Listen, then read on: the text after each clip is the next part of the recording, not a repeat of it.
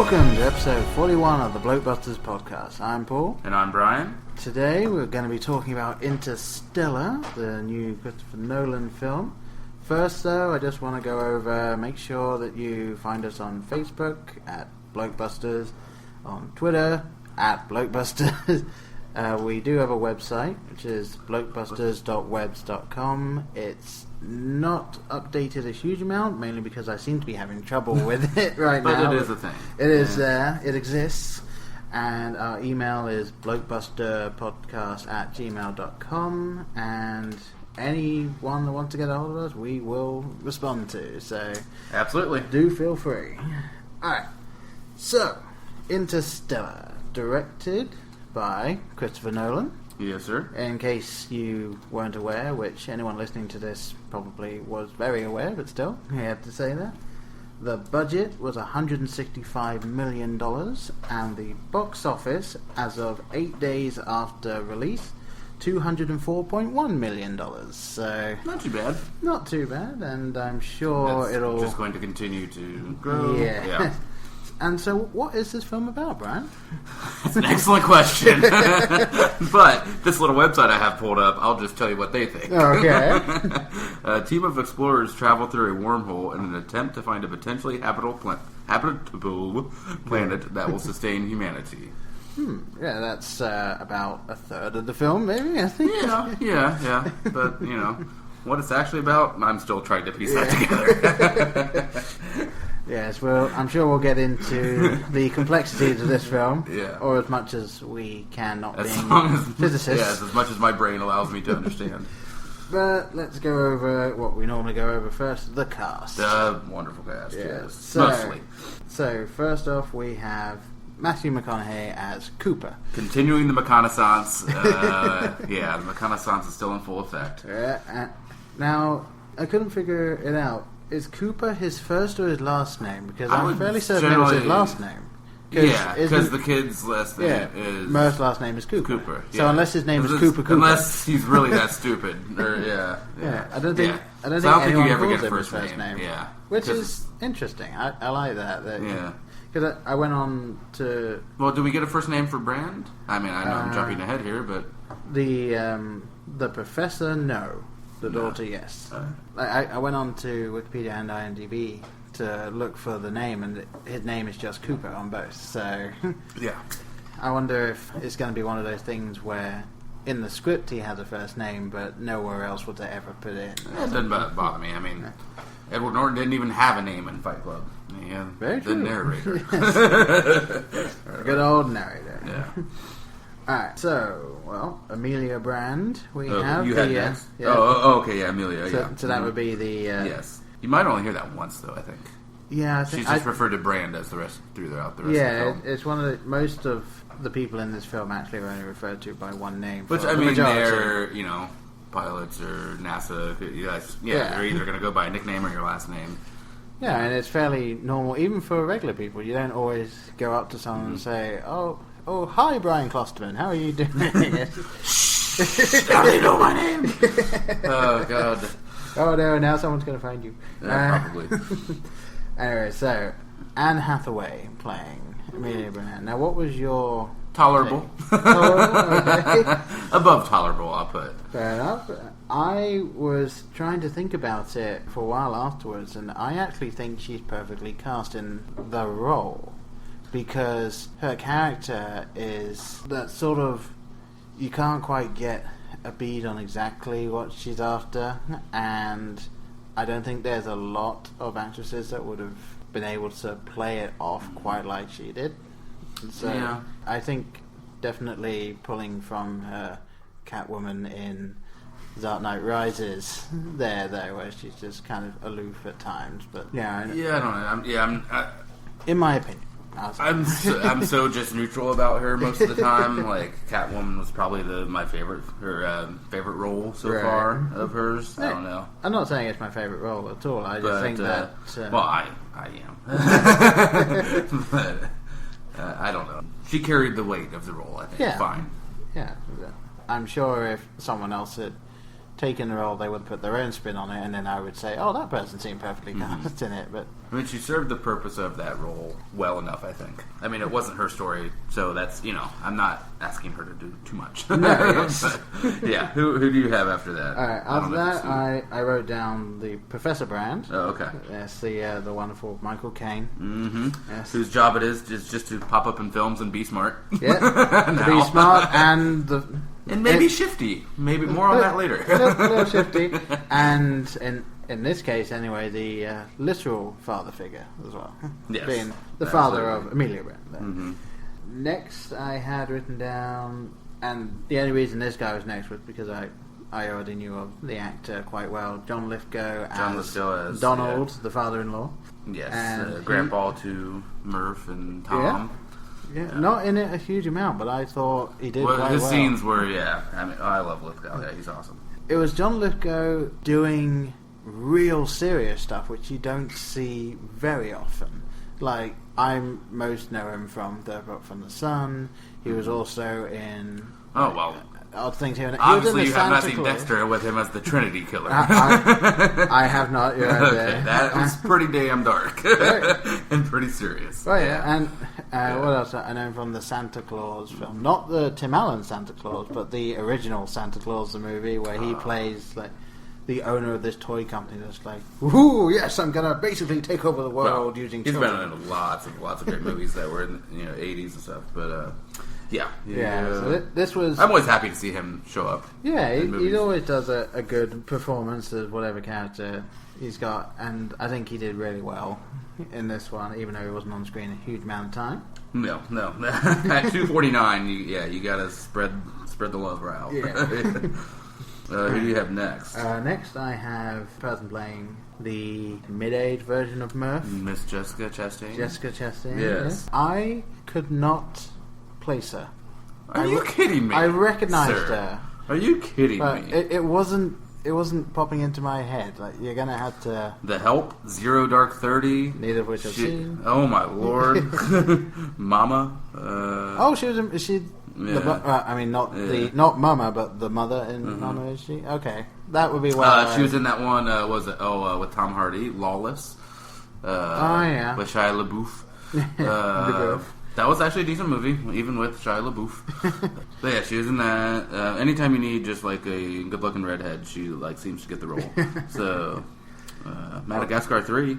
Madagascar 3? Oh, well yeah, but The Help, she's really like, that was like kind of, I would consider it her breakout role. I know she'd done a few things before that, and then Zero Dark 30, she just nailed it. That was right. That's taking down Bin Laden, and she plays the real woman, CIA woman, or whoever, that worked through all this intelligence. Yeah, but she was really, really, really good in that. And Zero Dark 30, not my sort of film, which is why I haven't seen that. Not mine either, but if you can get into it, it is long, but it's an important movie. But right. It's one you watch it and you're done with it and you don't never have to worry about watching it again.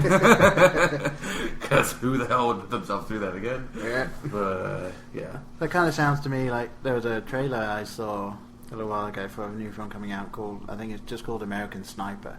Yes, I have seen that. Yeah. That's Bradley Cooper. Yeah, it sounds like that sort of thing, really, where it's going to be, you're going to see it once, and then I don't know if you're going to want to see it again.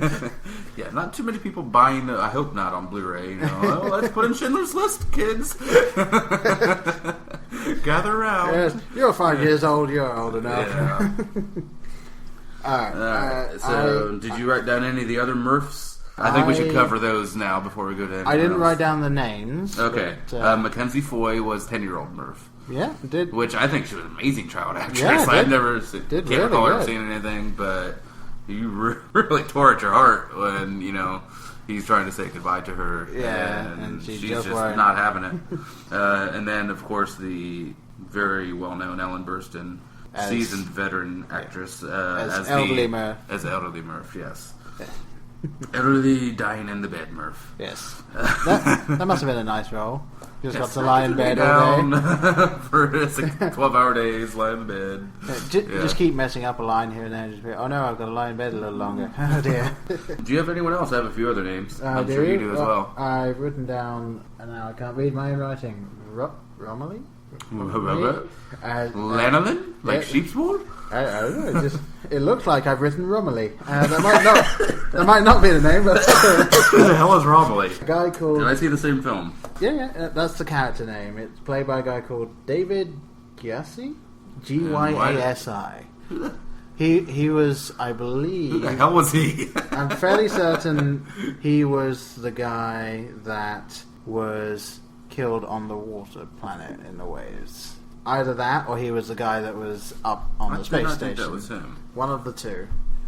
I thought he was the guy up on the space station. Probably the guy up on the space station. Then I thought it was. Wait, who'd you write down? No, I thought Wes Bentley was the guy that was taken out by the waves. Oh, well, then he was. Wes Bentley was Doyle. Then he was the guy that died on that planet. Yeah, then David Gyasi would be the guy who was up on the Corrections space station. Department, let us know. Yeah. Hopefully, we just corrected ourselves. And then, yes, I think took another name off your list with the Wes Bentley. Yes, those were. It was odd. Those just suddenly turned out to be like main characters for, I think, about 20 minutes of screen time each. Well, they lasted a little longer than that guy in Gravity who just got, the shrapnel through his head. The guy you didn't see until after he was dead. Yeah. Before we get, I know you have one more name on your list. I have a couple more because I think we should say that name for last. Yeah, okay. I also wrote down Casey Affleck. Casey Affleck as older Tom. Yeah. Okay, so, just got to mention the Affleck clan. Yeah. I don't know why he's not in I shouldn't say bigger stuff because this was a big movie, but bigger roles. I think he's very good most of the time in the roles that he plays. Yeah, he just, very utilized for the scenes he's in, like Lithgow. Yeah. But, I'm always happy, just like I said with John Lithgow, I'm always happy to see him pop up because he usually does really well. Another name I have on here, just because this happens to me so many times when I'm watching an enjoyable film.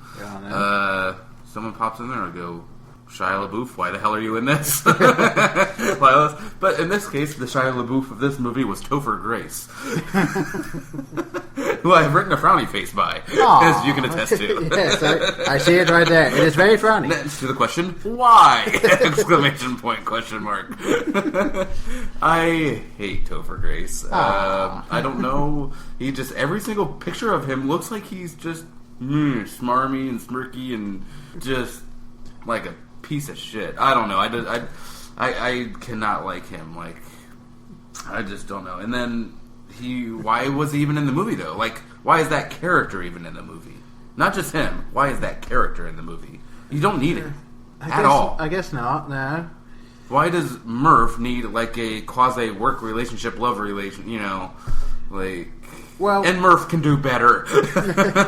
I think the only reason he's there then is to explain why she has such a big family at the end. Because it's like, otherwise it's just, she was working on the thing, we see her as old and she's got a big family, and it's like, we never even saw her with anyone else. So. Yeah.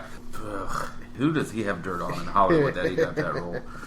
I don't know. For me, I guess, Topher Grace view, and not because he's a bad actor or anything, but just because he's always playing the smarmy, really smug guy, exactly, is smug. David Franco. To me, he's got that face you just want to punch. No, I just want to give him a swirly. I don't know. Yeah. All right. Well, and then I've got two. Last. Oh, you have two more. I've got the robots. Oh yes, of course. You've got R2D2 and C3PO. Indeed. You got Case, who is the one that was. This is the busted up one, right? No. Case is the one that ran the space station. Oh, the what do they call it? Yeah, I know. Yeah, the big monolith, the basically. Endurance. Yeah. And that was a guy called Josh Stewart who did the voice for that. Don't recognize that. And Tars being, I would say, the more interesting one. Yes. The one that seemed to get more screen time and more play. Yeah. Because Matthew McConaughey got fairly close with him. Yes, the love scene was cut, thankfully. But, yeah. That would have been both interesting and horrifying. And probably painful for at least one of them. Yes. That was a guy called Bill Irwin. And I recognize the name, actor, but I'm almost certain both. He did sound like a computer voice, but very natural. I do want one of those someday. Yeah, Yeah, I want one of those robots. One of those robots that seem to be able to do anything. Yeah, I don't know how beams can turn into anything, but apparently they can. Well, I was thinking about it after. And how does the a film. beam step on a rock and not fall over? You know? Well, I would imagine if we were able to take someone to another planet, we can figure out a gyroscope within a beam. I suppose. All right, yeah, I won't bog myself down with too much. But last but not least... Last but not least, we have Dr. Man, which was... a nice movie reveal. Yes, Matt Damon. Matt Damon. Yeah, dude, I seriously, like, I didn't say it out loud, but in my head I thought, is that Matt fucking Damon? Like, holy shit, it's Matt fucking Damon. Yeah. I guess it's... They did very well of keeping that secret. Like, I didn't hear anything about this. No name anywhere in there. I didn't see any reviews or things online saying Matt Damon also has a small role or anything like that. Yeah. Which is good. It's always nice when you actually do have a surprise like that. Mm-hmm. Obviously, the biggest one. one. I mean, if you knew he was in the cast, once you're 20 minutes into the movie, or maybe half hour, you would know who he's going to be. Yeah. Because he hasn't popped up yet, and they're talking about these, and the Lazarus missions that went to find these other planets, and obviously you're going to be able to deduce he's Dr. Man. So it's nice to save for that reveal when he went down for the long nap or whatever they call it. Yeah. Although I think what would be really cool would be... I also want one of those, by the way. What, one of the crests. That looks comfy, too. Just nice warm water in a bag. And I don't know if they specified it was warm water. Well, I don't know. I'm taking my own take on that. But, yeah, why not? Go to sleep for a couple of years. Wait, see what's going on. Yeah. But sorry, I cut you off. No, that would work. But I was saying, I think it would be really cool if they've got announced that Tom Hanks was going to be in this film, and his name was on the thing, and then he was one of the dead scientists on the planet, and all you saw was just him. Or they're just like watching Forrest Gump on the space station. Yeah, like something where they get this, kind of like what South Park wanted to do, but then the agents of all of the celebrities were saying no. They wanted to get a really big celebrity in to do one of the smallest roles possible. Like they got George Clooney to be the voice of the dog. Turkey. No, that was Jay Leno. Jay Leno was a turkey, George and Clooney was the dog. We're gonna have to solve this after, but I'm quite sure George Clooney was a turkey, unbilled turkey. All right, we will look this up later, folks. There might be fisticuffs later. Bully. Yes, I shall get my fighting trousers. Let me twirl and wax my mustache before we brawl. All right, so those are at least this is the main players. Yes. Yeah. So what the hell was this movie about, Paul? Alright, so this film I think did very well in advertising nothing. The first 30 minutes, and not even much of the first 30 minutes. Which is what I love, because I talk about a lot, is like how I love trailers, but at the same time it's a two-edged sword that they often spoil the most climactic or interesting parts of a film. Yeah. And then you're not as emotionally invested when you should be. Well, no, I mean, my biggest example of that, I've said before, is in The Avengers. The trailer for that, you saw the Hulk catching Iron Man and coming down a building.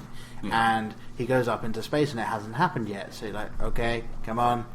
Oh, he's falling through now. And the hope is, but you're a little more diligent movie viewer than most. The hope is, I think, that they're going to get wrapped up in the film and forget they ever saw that. Yeah. But not me, sir. Yeah, so like I'm remembering, and I always go back to The Dark Knight. They show like the football field collapsing. Yeah. Like in that trailer, like that's a huge moment of like when Bane just kills all these people in the stadium. Yeah. I mean, it is one of those things of they want to show something impressive, but you don't want them to show something impressive that would be a nice... Now, in retrospect, I would have liked a longer Man of Steel trailer. Because that got me to see that movie. Yeah, it was a decent movie. They think maybe cut together a 30-minute They made that trailer. Much better. Yeah. Yeah. So, trailer really is just, like I don't think there's any trailer moments. I'd have to go back and look again past that first half hour. I would say every single trailer release was technically a teaser trailer because it just didn't give you anything. No, like we said, we do. It was a dusty world, and then we knew Matthew McConaughey was going to be wearing a spacesuit at some point, and that was about it. And yes, presumable other galaxy. That's about all we know. Yes. But then again, if they had to try to even convey the slightest bit of how complex this movie is, then I think that would have been a huge turnoff for a lot of people. Oh, probably. No, I don't want to go and sit and have to think that's bad enough. I have to watch a 3-hour movie. I'm not going to sit and make my brain work. That would be horrible. Well, what do you think would the toughest thing to get your head around in the film? Definitely relativity. I have that down as my first key point here. Relativity. The concept of relativity. Not just... I get that things are relative based on the planet system you're in, based on how long days are in your solar system, or how close you are to your star. And, and then, that first planet, how Brand really drops the ball. And they lose, 23 years? 23 years. By being down. But screen time, it didn't seem like they were down there for 2 hours or whatever. They weren't. It was 9 minutes. That was something that I found a little odd. Yeah. Because wasn't it, 1 hour? Or no. 1 hour was 7 years. 7 years. And it seemed like they were down there for 14 minutes. They got down there. Down there. And they're searching, and then she finds the wreckage. They find the wreckage, and then Cooper realizes that the mountains that everyone is referring to are not mountains. Yes. They are trouble. So then there's this, get out of there sequence, which lasts about 30 seconds. Yeah. And you cost us, you cost us. And she's like, probably decades. And what? You were down there for a minute. The only thing I can think of is they did say that the draining process was going to take X amount of time.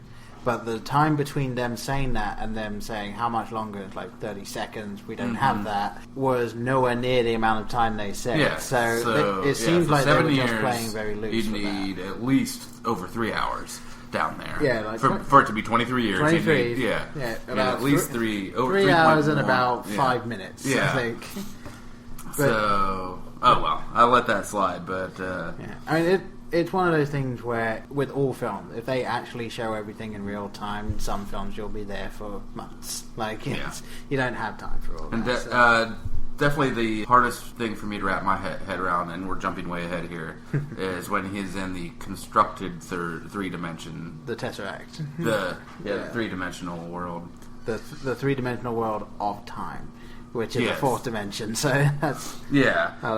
created by they, and I'm using quotes. And so that was just a little... I mean, I know we're watching a visual media, and it has to be represented visually. But, I mean, no sense to me.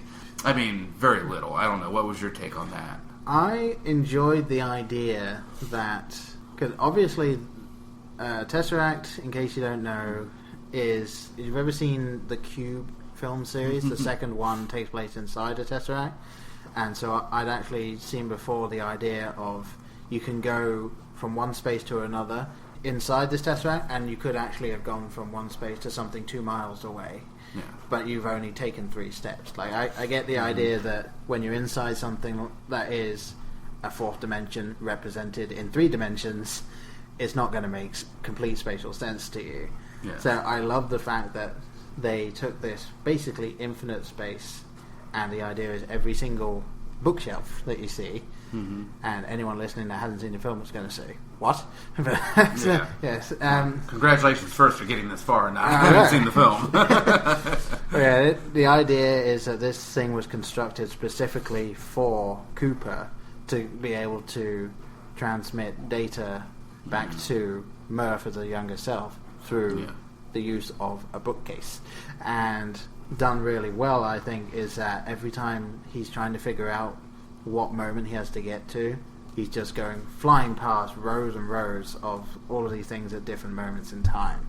I thought that was a really cool representation. Oh, I loved it. Yeah, but it is a little... I didn't have that much trouble following it. The only thing... A little bit to... Oh, go ahead. I was like, the only thing that I found kind of dubious about the whole thing was I understand that they had a theme running through it that love is one of the things that can transcend space and time. Yeah. I do feel that using that as a final point of I'm going to know exactly where this is just because I can feel it for a present day human type thing, I don't think that would actually work. I think it would have been best if, because as he was going along he could see like the different moments in time. In a time represented in a 3D space should be relatively straightforward of you go this way it'll be older, you go this way it'll be younger. Just do that. He clearly had all the time in the world to do it. He can go back to any time in this thing. So it doesn't matter how long it takes him unless they didn't even specify he was running low on air. Where, I can't. It's just tough getting my mind to grasp that he can exist in two different places along one timeline, essentially one timeline. Like, because he's yelling at himself, "Stay, you idiot, stay!" And giving himself the message to stay. I was actually wondering. I understand the idea of causality and stuff where if he'd have sent a different message, maybe it would have changed his past. Mm-hmm. But rather than just say "stay," but why not didn't he hear his daughter? Because he was there when he heard his daughter say it says "stay." So why would he still give that same message when he knows it doesn't? And it doesn't work. Unless he was realizing why he was there as he was experiencing that, which I don't know if it was. But I guess I'm going to answer my own question here because Brand says, you can't, yes, time is relative, but it's still, you can't move into the past. Yeah. So he could only do what he had done before. I suppose, yeah. And it you could see it as him knowing what he knows now, that would have been the message he'd have sent. Mm-hmm. So, so that was just him fulfilling his own destiny, I guess you could say. I suppose, yeah. And I find it really interesting that it was speculated in the film that the they is humans in the future. I thought it was not speculated. I thought it was just flat out said. They don't know because they never actually meet any of the they. Uh-huh. But everyone's come to the conclusion that logically because this was created for him. They need Matthew McConaughey to get these messages to Merv so that she can solve those equations. Which again brings into another time travel trope, and I know how much you love those. I do indeed. Of the predestined thing of the fact that he went into space in the first place had to have happened for them to be able to send a message back to have their past selves saved from the Earth. So that they could evolve into the part where I go cross-eyed. Right. I find it interesting that nothing I've read seems to go into that of like the idea that this time there is time travel, even if it is just using relativity to do it, until the very end when there is very literal time travel through different dimensions. I mean, at some point, I guess you have to. It's not a documentary. At some point, you have to. It's a piece of entertainment. Yeah, and certain things aren't going to all be wrapped up in nice little bows. But I mean, I like that. I had it as one of my notes here that you are not talked down to in this. No. There were going to be people you that either walk understand away. it or you don't. Yeah, there will be people that walk away from this going, as we said at the beginning, what the hell was that? No, everyone is going to get it, and obviously people will take different things away from it. But I enjoy the fact that Christopher Nolan, given everything he's done, he was now given the opportunity to make a real sciencey film that isn't talking down to the audience, even though they don't actually go too far into the science itself. No. And as I was reading a little before we started recording, a lot of the minutia, a lot of the little physics, some things are not absolutely 100% correct, but unless you are an expert in one of those fields, I don't think how that's really going to bother you. Now, what does that remind me of? What film that we talked about before was that the case? Mr. I don't know. Neil can't understand how a movie's entertainment. DeGrasse Tyson. Well, I will say he has said that his critiques on it was not him blasting the film. Yeah. It's just he wanted to get the actual science out there. Which, fair enough.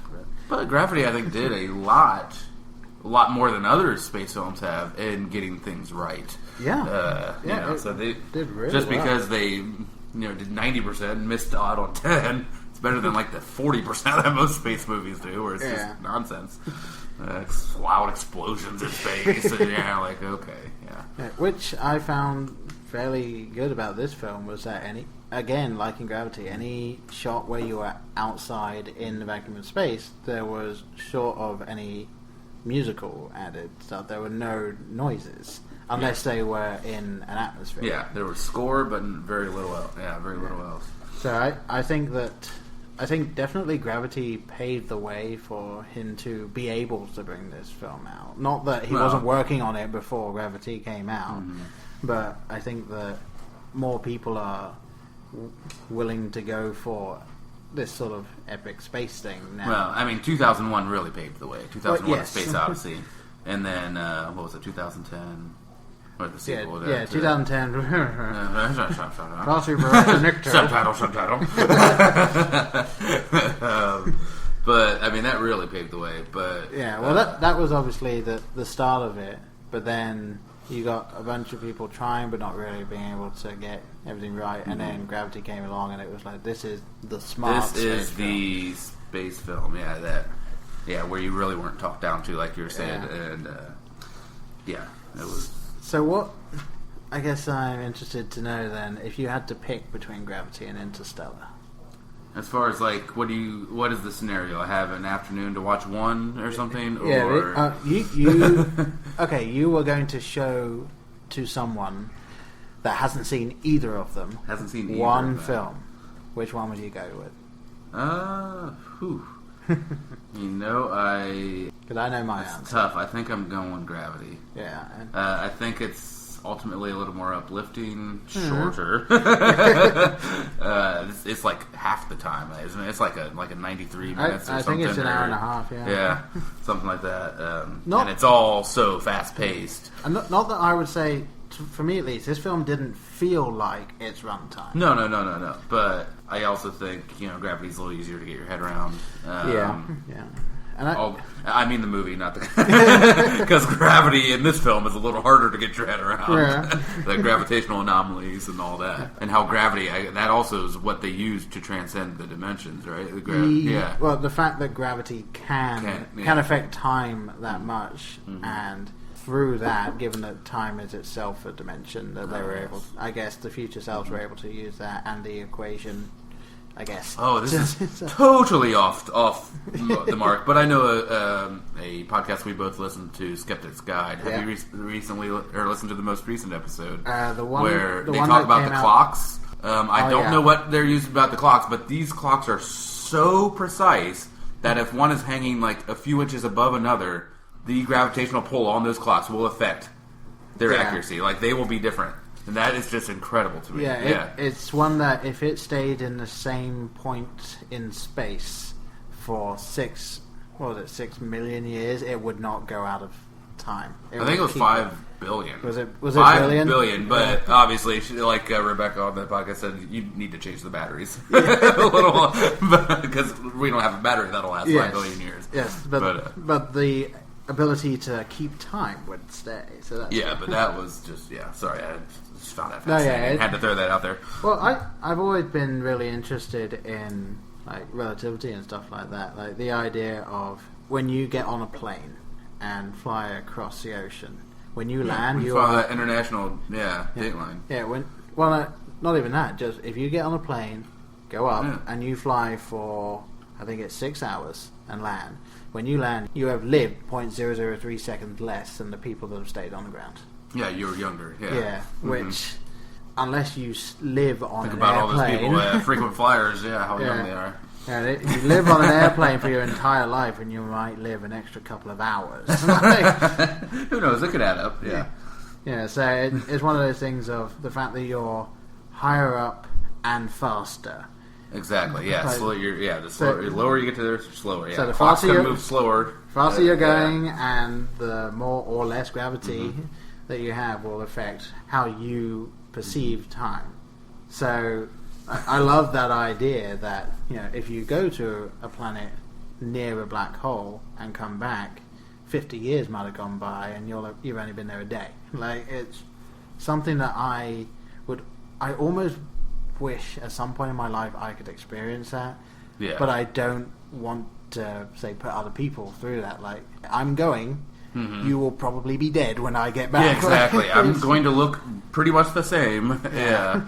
And I might meet your old grandchildren someday. Yeah. It's like, if, I guess that's the point of a time machine, of being able to go back and forth. But obviously for us, given the dimensions we live in, currently, let's not rule out evolution and advancements. You know, that we're never going to be able to go back as far as we know. So, well, I think I didn't want to jump into this just yet.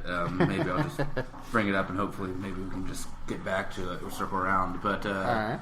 What you brought up there, not wanting to maybe necessarily do that, I think one of the best points this movie raised was that we need to stop thinking about our own interpersonal relationships and start thinking as a species. Yeah, start thinking as a species that wants to survive.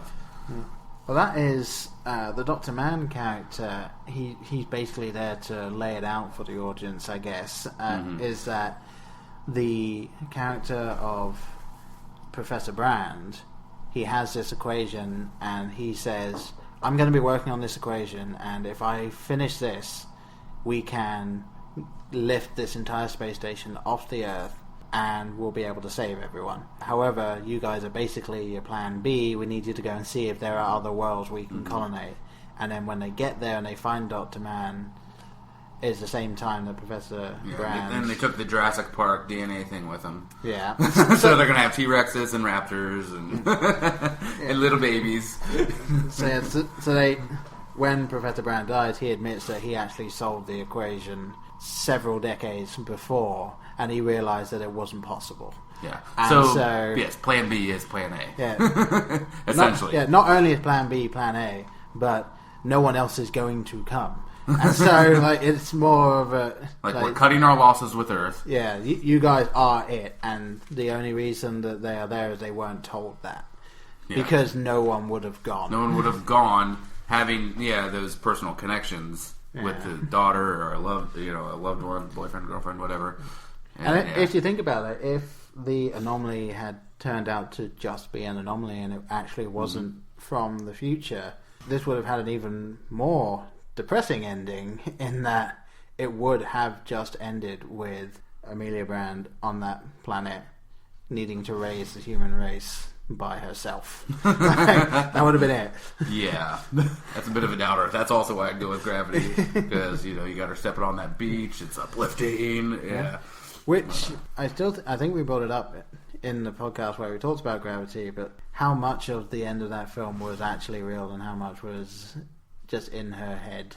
I think it's 100% real. Well, so that's the thing, depending on how you want to take it. I guess if you're a half full glass guy or half empty glass, I'm perfectly fine going with either. Like, I can see it both ways, and I like the fact that you had to actually think about it for a minute to go, well, which one was it?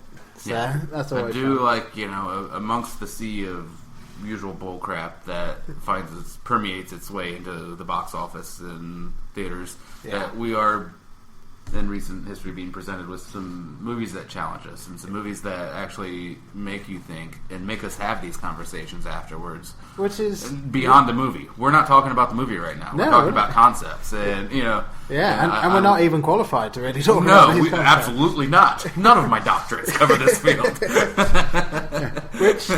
Which is a note I've actually written down here as well. Like, if this brings new interest towards space exploration, towards physics, stuff like that. I did have a crazy idea at the end of the movie, of future generations. I know this is completely absurd, but not out of the realm of possibility. Future generations could point to this as a key point into what motivated this film, and what motivated us into really starting to think about not Earth being our home, but being we are always in transition. We, save the species, not the planet.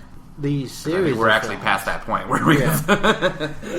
Well, that's the thing. I can't remember where I read it, but the planet is fine.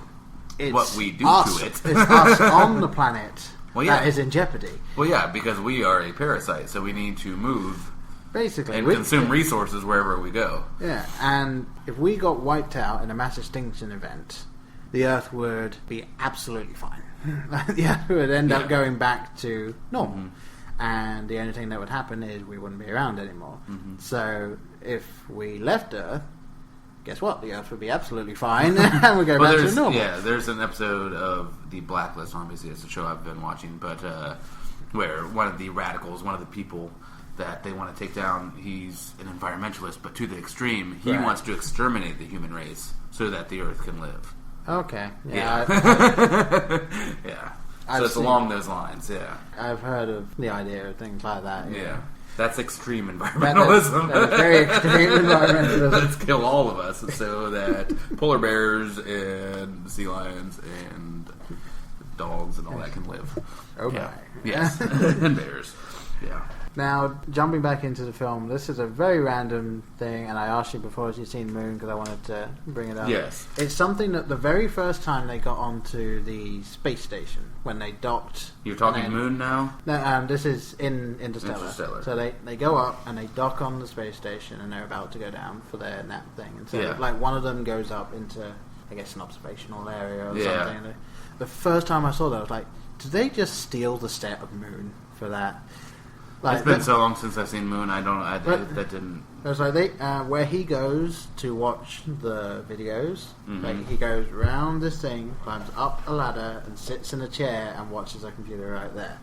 And so this guy, when he's going to the observation, he comes round this thing, he goes up a ladder, and he sits in a chair to look out the window. It's like I saw that, I was like, we stepped into. It could have been considered an homage or a tribute or something. I know that Christopher Nolan was drawing on pretty much every space film out there for this type of thing. Like all of the robots, TARS and Case, I can't remember the name of the other one, but they're very monolith-like, like 2001 or A Message from Space Again. And I'm sure Gravity had a hand in it. I don't know what exactly, but you never know. And so I would like to think that maybe he recreated just that one shot and be like, see if anyone gets this. Yeah, I'm sure, yeah. But I don't think I have anything else written down, but I've heard from a couple of different sources that a lot of people feel that the middle part of this film just kind of dragged. I did want to say I did like seeing Matt Damon pop up in this movie, but I was really, really bored with them fighting on Hoth, essentially rolling around in their spacesuits. It just seemed overly predictable, and that was only one of us is going to save the world, and it's the one that believes in it enough. Yeah, and starts punching his helmet. And how, if he's cracking his helmet with it, or is he not suffering any damage on his helmet? From what I know of physics, that energy is going both ways. Yeah, both ways there. Well, I guess it depends on where he was hitting the helmet and on what part of his helmet he was using to hit with. Because if you get closer to the join, that's stronger than right in the middle. So. And also, we can make those robots, but we can't have a visor that's not glass or something. That's not some sort of softer material that has rigidity, but not but can flex. It's human nature. I mean, if it works, it's not normally challenged that much. I think. And so so to answer your question, that was a part where I was a little kind of tuned out a little bit. Yeah, I'm just waiting for that scene to be over so we could get back to the story. Yeah, I saw a review that I didn't even think about it until he said it, which was that we have all of this technology, we got out into space, we went through an anomaly, we're in a different galaxy around a planet near a black hole, and what happens? Fisticuffs. Yeah. This is how we deal with our problems on this other planet. We have a little fight. Why is that the way that it went in this cerebral film? But I do understand that scene is showing the idea of human nature is to survive, and each person there had a different opinion of what to do to survive, and this guy just knew I had to kill you and then get away.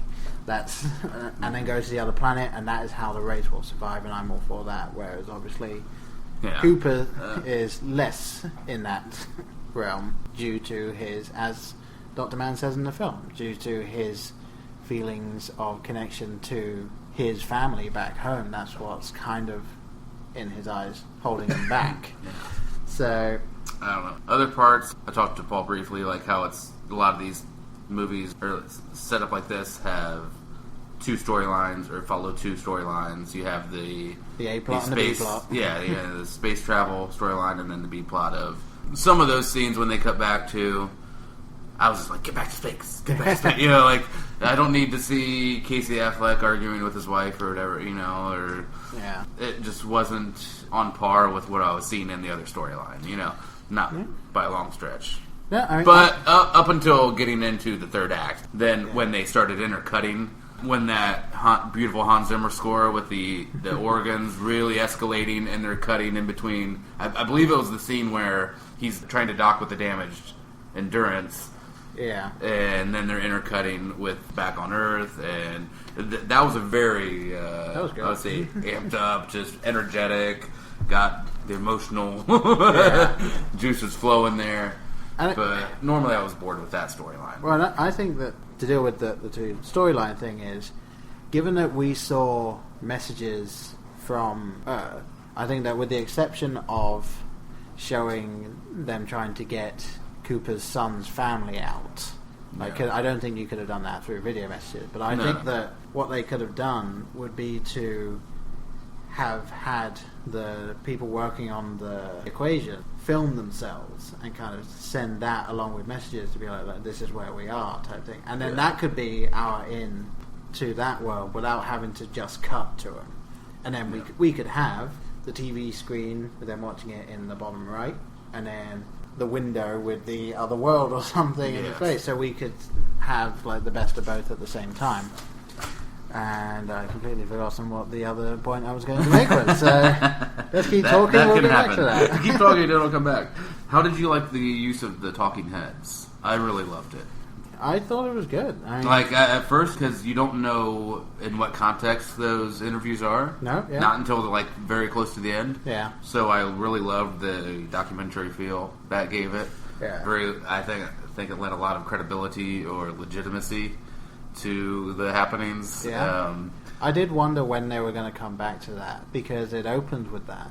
Yeah. And then, like, it's like World War II veterans being interviewed or something, talking about, lying in mud or something. But yeah, it's just like this very earnest interviews. I don't know.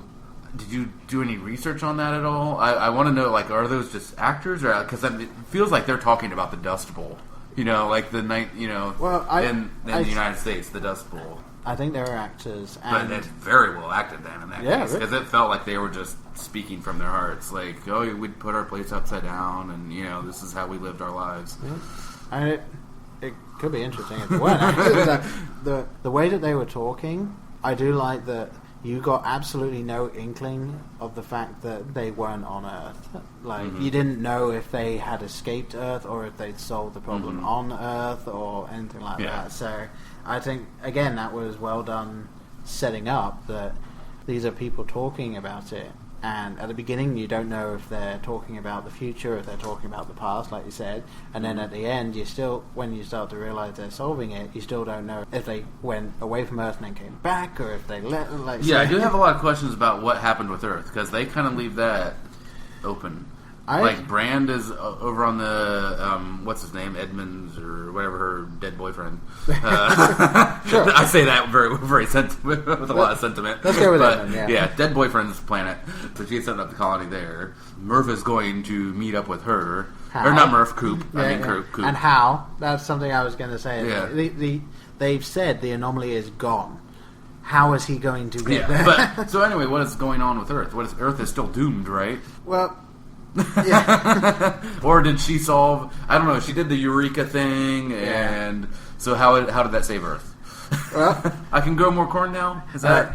Well, two things. Number one, if she was going traditional, she would have ran naked doing that. Number two... Damn it. Number two is that at no point in the film are they ever trying to save Earth. They just know that if they stay on Earth, they won't be able to survive. Save the people on Earth, I guess, yes. So they save So they're the all human going race. to... So should we naturally assume they're all going to be leaving in those ships at some point? I don't know, because I think the idea is that they have managed to get the population of Earth onto this other place. And I would assume that if they did that, then there must be others like that around there. So I imagine that the population of Earth is now no longer on Earth. They're now on those different stations and stuff. And that Earth is doing what it would do best, like kind of resetting, I guess. So maybe in several million years, humankind can go back to Earth or move on to other planets, whichever the leaning is, I guess. I suppose. I did have another thing that struck me. Maybe you can straighten me out on this one. I can't remember that one member of the crew is giving the experiment we've all seen if we've watched any kind of science program or talking about wormholes, where they draw a line on the paper. Yep. And the circles. And okay, so if you've ever seen Donnie Darko as well. Point A to point B, you have to go the line, but you can fold the paper and get right through, and you poke the pencil or the pen through the thing, and you demonstrate that. And that's the idea of warping space. Yeah. And then he says, but in a three-dimensional world, a circle is going to be a sphere. Yep. Could it not be a cylinder? That is also a three-dimensional shape. True. I will accept that. However, as you can see, he was taking the very base thing of the three-dimensional triangle is basically a pyramid. Yeah. A three-dimensional square is a cube. Yeah. A three-dimensional circle is seen to be a sphere.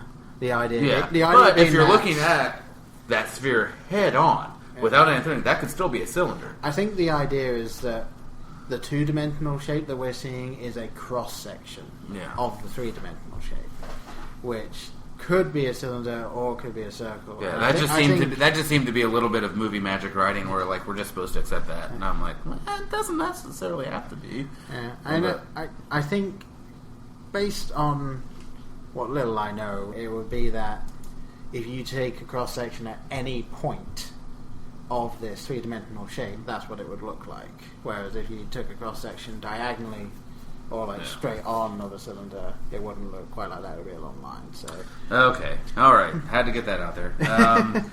Real quick, lastly, I also wanted to talk. This is things I think that I bring up in these a lot, as the score. I'm just really musically inclined. I thought this is one of the best scores I've heard in a long time in a film.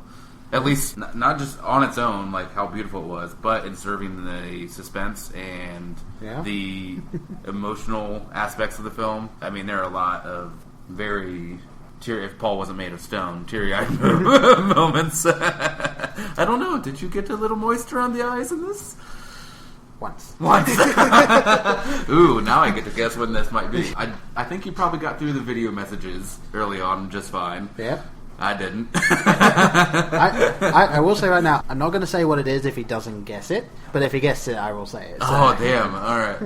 I would say, like, the score was always serving those moments really well. The score was really good. Yeah. And just those pipes and those organs and just, it just fit perfectly. But my other guess is going to be when he's saying goodbye to old Murph. No. Damn it! Well, I didn't say I only get two guesses. Not yet. I'll give you one more guess. One more guess. I don't even know. Oh, man. You know what? I guess I'm just going to have to think back, and maybe that'll just be between Paul and I. All right. But I just wanted to note the score. Hans Zimmer always knocks it out of the park.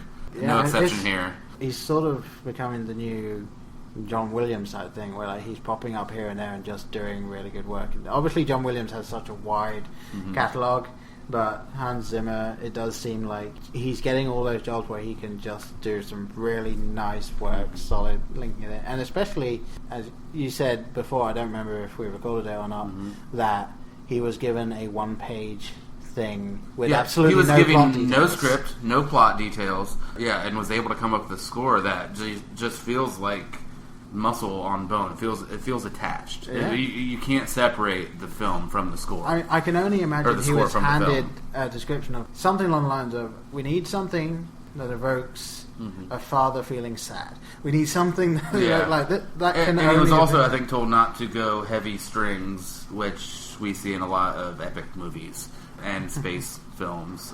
Very orchestral with the idea violins, the magistry and of space, I guess, yeah. But using the church organs and stuff was just incredible. It's one of those things of whoever designed church organs did a very, very good job at creating an instrument that can have such depth to it. It's ominous and it's powerful. And I understand that's kind of the point. Yeah, feel God. You feel God in here. Yeah, but still, you don't see them used very often because there aren't that many things where they could be used effectively. No, but something like this, that did quite well. I do think an opportunity was missed for the closing credits.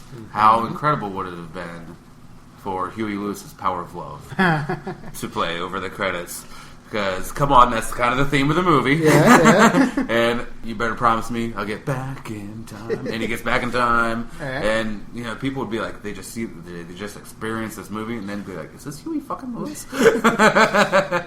Come on. Somebody make a YouTube video, please, for me. With Power of Love over the credits. Well, it starts and you see Cooper in the ship, and then at one point it just goes with a little bit of fire coming out of it. Just a nice little nod to another film. I mean, obviously that would only happen if Christopher Nolan loved Back to the Future and wanted to shove it in there somewhere. I don't even think that. This ruined my movie. My serious, awesome, complex space movie with a little Back to the Future joke. Yeah. Or they really could have marked it a different way with including the line, "This is heavy," and then have the doc response somewhere in there. Is there a problem with the gravitational force? What? Never mind. Oh boy. Yeah, that's all I had, Paul. Oh, I did want to say, this would be, once this is out, triple feature. I might have to change it to quadruple feature. But, if you ever get fired or you get dumped, I think a great day would be 2001: A Space Odyssey. Yeah. That's good first because it's I think toughest to get through. It's slow. Yeah. Very slow paced. It is. It's very slow. But it's so visually stunning. That reminds me. I was waiting for it, and it never happened. The whole "What are you doing, Dave?" How did all of it's a little too on the nose. But 2001. Then I think second would be Interstellar, and then wrap it up with Gravity. Ooh, yeah. Yeah. That's a good timeline. If you have a spare 11 hours, but might throw Moon in there. Interchange one of those out for Moon. How about take out 2001, put in Moon? No. Keep 2001 because that's kind of like your base for the time thing, and then go with Moon, Interstellar, Gravity. Moon, Interstellar, right in there. Yeah. Because then I think you've got 2001, which is. Obviously then going out finding the monolith. Moon, which is human mining on the moon for resources. Interstellar, which is that wasn't enough. And then Gravity is just like your kind of uplifting final thing. Just an exciting 90-minute space adventure. Yes. Yeah. I mean, you could always maybe throw Gravity in between 2001 and Moon just to get you excited for watching a film again. Yes. Just a quick 90-minute, just exciting fest thing or something. Yeah. And then Spaceballs. Yes, Spaceballs right at the end. Right at the end. Have a good laugh. Yeah. Oh no, I'm talked out on Interstellar, Paul. Well, I could probably go on. I'm sure they're listened out. Yeah. But did you have something else there? Nothing that I want to really bore all right. the listeners with. I'm sure we could talk a little bit longer afterwards. But if anyone does want to talk to us about this or anything else, like really, or if there are any smarter persons than ourselves too, where that could help explain things better or explain things to us. Neil, reach out. Yeah. Tell us what they got right, what they got wrong, or what your takes on it are. Or if you, I would say the English version of Neil deGrasse Tyson, you got Professor Brian Cox. Please do contact us at any point. Yes, Love please. to have your input. All right.